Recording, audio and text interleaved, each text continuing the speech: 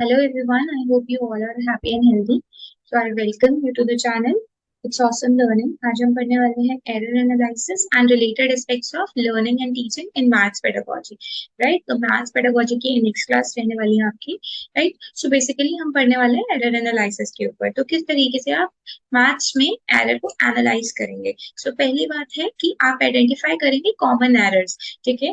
Common errors से क्या होता है ना कि अगर सभी बच्चे कॉमन एरर कर रहे हैं, जैसे मान लीजिए बोर्ड मास करा रहे हो और वो पहले मल्टीप्लिकेशन ना करके क्या कर रहे हैं, माइनस पहले सॉल्व कर रहे हैं, तो उससे आप एक कॉमन एरर निकाल सकते हैं कि हाँ, आप कैटेगराइज कर सकते हैं एरर्स को और एक पैटर्न आइडेंटिफाई कर सकते हैं कि कौन सी प्रॉब्लम आ रही है, कौन सा मिसकंसेप्शन, जो कि आप काफी अदर सब्जेक्ट्स में भी यूज कर सकते हैं अगर बच्चा एक ही स्पेलिंग को बार बार गलत कर रहा है। ठीक है, कॉम्प्यूटेशनल मिस्टेक्स, मिस इंटरप्रिटेशन, वो मिस इंटरप्रेट कर रहा है स्टेटमेंट को, इनकरेक्ट एप्लीकेशन।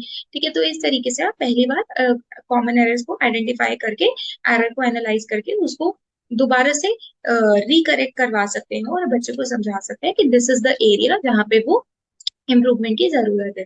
दूसरा है डायग्नोस्टिक असेसमेंट। डायग्नोस्टिक असेसमेंट में क्या होता है ना, हम बच्चे का जो स्टूडेंट का एरर है वो बार बार आ रहा है तो हमने उसको डायग्नोस कर लिया और वो मिसकंसेप्शन को हम दूर करने के लिए क्या करेंगे, डायग्नोस्टिक असेसमेंट लेंगे, या अगर हमें नहीं पता है तो उससे पहले हम डायग्नोस्टिक असेसमेंट लेंगे जिससे हमें इंफॉर्मेशन मिलेगी कि किस कहाँ पर बच्चा लैक कर रहा है। Right, so this is diagnostic assessment. Next है एरर क्लासिफिकेशन। अब वो जो एरर्स है जो रिपीटेटिव है उसको हम क्लासिफाई करेंगे किस बेसिस पे कि वो जो मिस्टेक है वो एल्गोरिथम में है, प्रोसेस में है, या कहीं कैलकुलेशन मिस्टेक है, कंसेप्चुअल एरर है कि कॉन्सेप्ट क्लियर नहीं है, केयरलेस एरर है, सिली मिस्टेक्स है। राइट, तो इस तरीके से हमें ये रूट कॉज पता लग जाता है मैथ्स के अंदर कि रूट कॉज का है जिसपे हम वर्क कर सकते हैं। राइट, और स्टूडेंट की लर्निंग को इम्प्रूव कर सकते हैं। नेक्स्ट है feedback and remediation. Right, feedback और रेमिडिएशन बेसिकली है क्या है, यहाँ पर हम बच्चों का फीडबैक लेते हैं, ठीक है, कि उनको समझ में आया या नहीं आया, और जहां जहां पर वो एरर कर रहे हैं स्पेसिफिकली उसको एड्रेस करते हैं, यानी उसको जानने की कोशिश करते हैं, ढूंढते हैं, जिससे कि हम उसका रेमिडिएशन कर सके। रेमिडिएशन मतलब उसको करेक्ट कर सके वहां पर, जैसे हम उसमें बोलते हैं ना हाउस होल्ड रेमेडी। राइट, कोई रेमेडी या कोई उपचार। सो सिमिलरली यहाँ पे भी रेमेडी किस तरीके से है कि जहां पर वो गलतियां हो रही है, जहां पर वो एरर्स हो रही हैं, वहां पर उसको ठीक कर सके।